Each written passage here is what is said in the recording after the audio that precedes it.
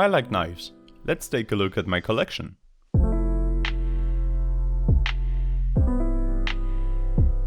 Well, hello there, I'm Detroit. Today's video isn't about drawing.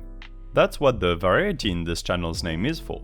Today I'm showing you my knives collection, and in the second part of this video that will be uploaded tomorrow, we'll take some carving knives for a spin by sculpting a bunny out of a block of wood. Does that sound good to you? Let's get started then. Also, you might want to subscribe, that would be very nice. So here are all my knives.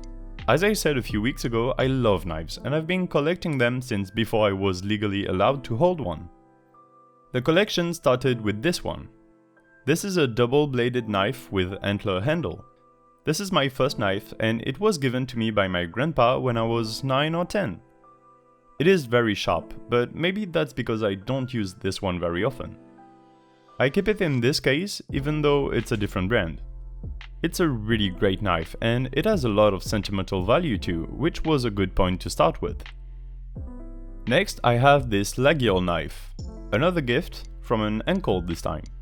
This is a real old Laguiole, older than me. To recognize the brand, the shape is an obvious tip, as is the little B pin where the blade joins the handle, although there are a lot of fakes going around. I can assure you this one is real and it's probably seen a lot of things judging by the broken wood. As you can see, there is a cross pattern on the handle. Traditionally, this would be used by people who are traveling. They wouldn't have a crucifix to pray to before dinner, so they would stab a loaf of bread and pray in front of this cross. I also keep a sharpening stone with it usually. It's a tiny stone and it fits well in the leather case.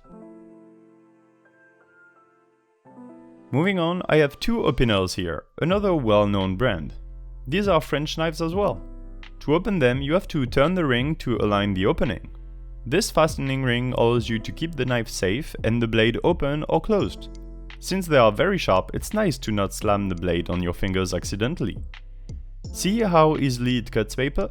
That's how you know it's sharp. This second Opinel is a carbon model, meaning the blade is made of steel with carbon in it. It stays sharper longer. This knife is size 8, as shown on the ring, whereas the other one is size 7. One day I'll own more sizes, but for now it's just these two. Traditionally, to open an Opinel, you slam the wood onto the table and that makes the tip of the blade pop open. Sometimes it's easier than putting your thumbnail into the notch on the side of the blade. Here is another well-known brand, from Switzerland this time, since it's a Swiss Army knife, a proper Victorinox. This is your typical Swiss Army knife, complete with a blade that is very sharp, that gets locked open until you press the Swiss flag on the side here. It also has a hole puncher, a can opener that doubles as a flathead screwdriver, a bottle opener and a corkscrew. Hidden in the body of the knife is also a pair of tweezers, really useful to get a splinter out of your finger when you're out carving wood and hiking.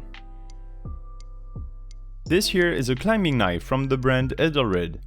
It has a partially serrated edge that you can use to cut a climbing rope with, and also a large hole so that you can attach the knife to your climbing gear. It also has safety locking. It is small and relatively light, the body being made out of plastic. It is a very useful knife, even if aesthetically it's not as good as the others. Now, this is a strange knife in my collection. This is a fast opening knife. Out of all my knives, this is probably the most weapon-like. To open it, you just have to swing your thumb and it reveals a very long blade. This is a stabby one.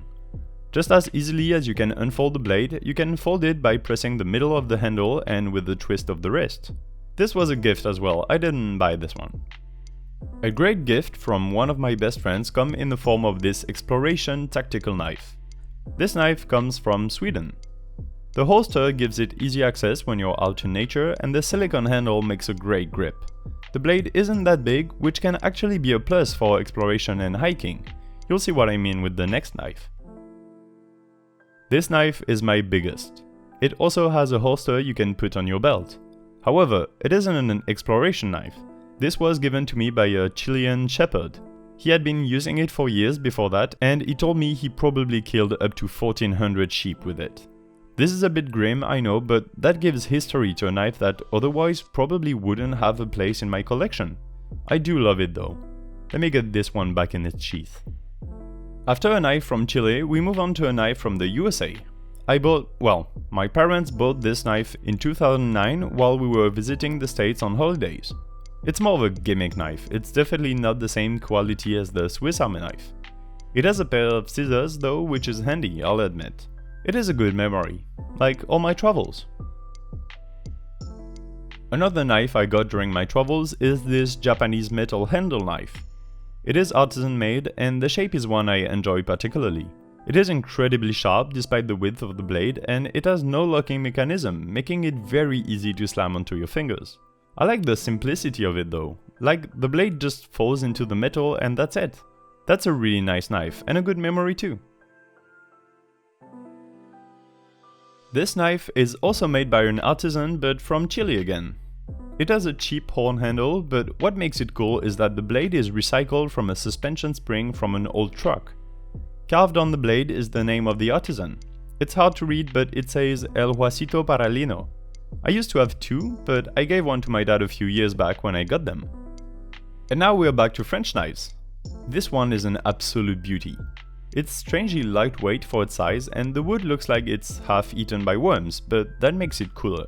The French word for usual is carved onto the blade and it's probably in the name of the artisan. I really like the handle, which is not as polished as the other knives. I think it gives it more life. This is definitely one of my favorite of the bunch.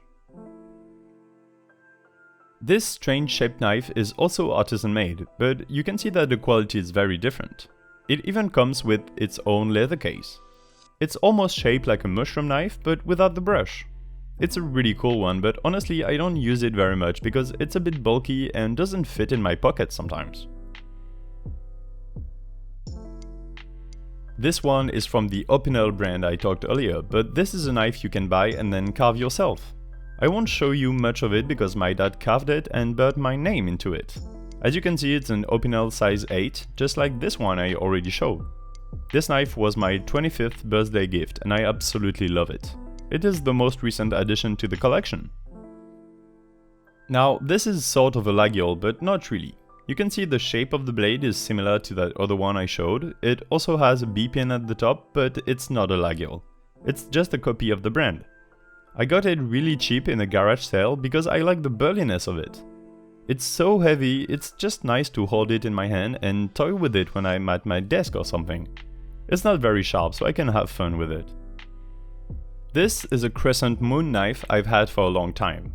It's all metal, even the body, and even though I'm not sure where it comes from, I'm pretty sure it's like a designer knife.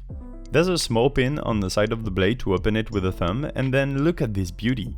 It's so slick and thin. Very sharp too, but since it's very thin, I would guess the tip of the blade would break off with the slightest pressure to its side.